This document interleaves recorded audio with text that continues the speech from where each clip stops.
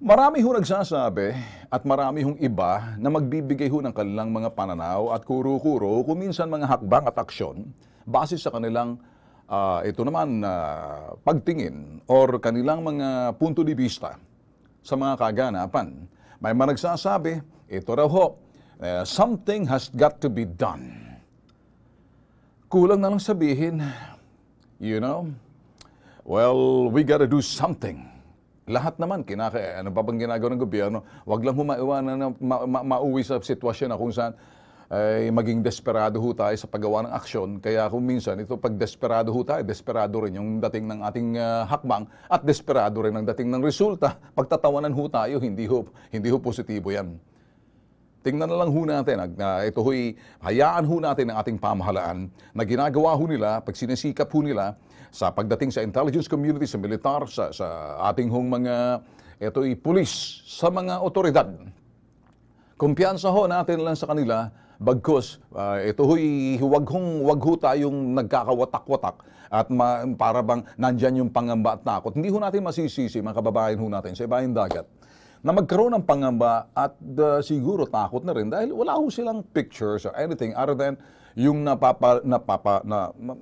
napapanood ho nila, nababasa ho nila, napapakinggan nila mga balita, nagmumula ho dun sa mga news network or sa mga dyaryo na nababasa nila. Hindi ho tayo nagiging eksperto ho rito pagdating sa mga ganitong klaseng issue bagkus ipinag-uusapan ho natin at nililinaw lang ho natin mga boss. Marami ho nagsasabi, magagaling din ho sila, na yun hong nangyari sa Sulo, sa Cathedral. May halong teknolohiya yung estilo ho. May kunting sophistication, not as sophisticated na mga international terrorism.